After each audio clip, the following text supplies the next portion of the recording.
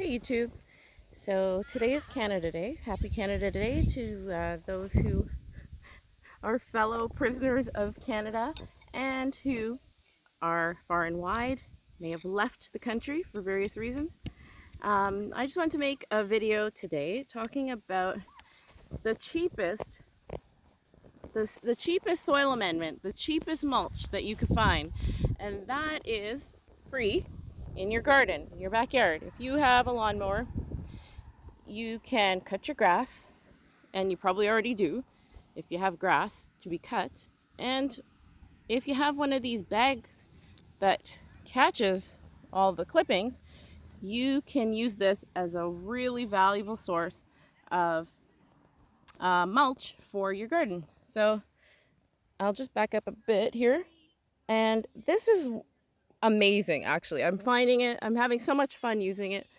And it makes all the pain of cutting almost an acre worth of grass worth it, because I'm not just cutting grass, I'm building up the soil of my garden. This is going to build up the soil for next year, and the quality of the soil will be better and better every year the more you mulch it with quality organic products. And so one of the best things you can use is grass clippings, because it's free. You don't have to go buy it at the store. And what it does is it not only adds nutrition and moisture to the soil, it also will block weeds. So it's doing a really good job. See, some of the dried out grass I've had from before has helped to block out weeds around my corn here. And so this is just an example of it.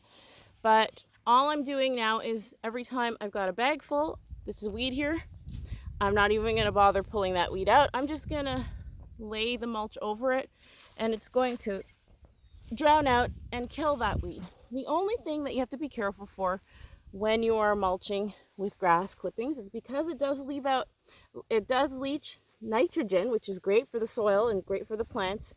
You don't want seedlings that are immature to have these grass clippings too close to their roots.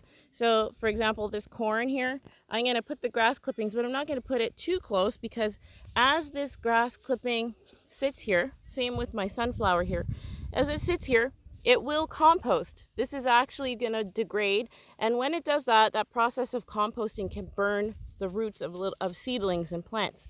So you just want to keep it safely away. See how it's close enough, but it's not like right on top of the root system. And that way the nutrition will leach in when it rains, but not burn the roots.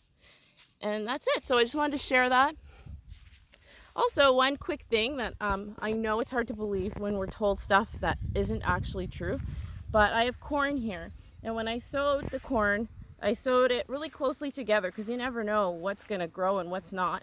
And so here, for example, I've got corn that's too close together. And I was always told that you can't transplant corn. Corn doesn't like being transplanted.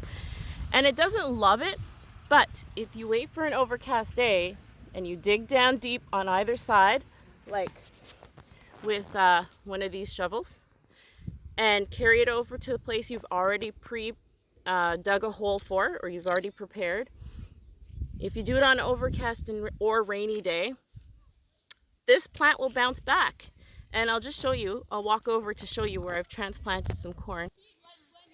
Okay, here is where I transplanted 3 corn plants that I had, I needed to find a place for them. So here it is where I put them.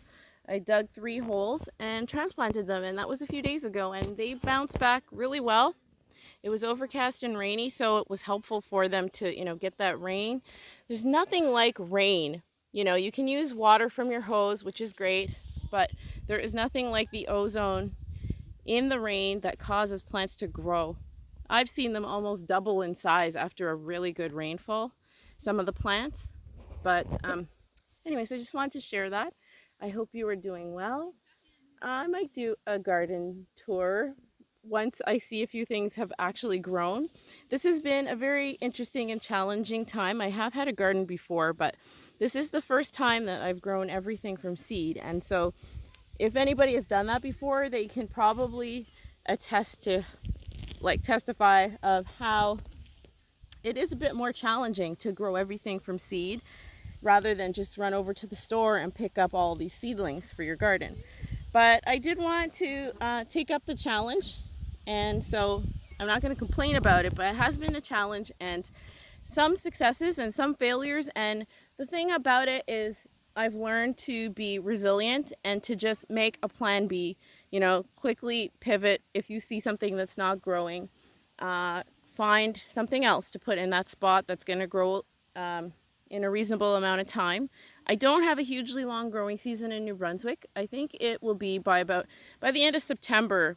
I don't think much will grow unless it's under some sort of a special cover, like some sort of a tunnel or some special system to keep it growing. But we're going to do the best we can, and I will take you along and show you. So I will do a garden tour in maybe a couple of weeks, but I hope everybody's doing well. Until then, God bless you. Thank you for watching. I appreciate you watching. You know, I really do. For all those people that actually come out to press play on my videos, I appreciate that.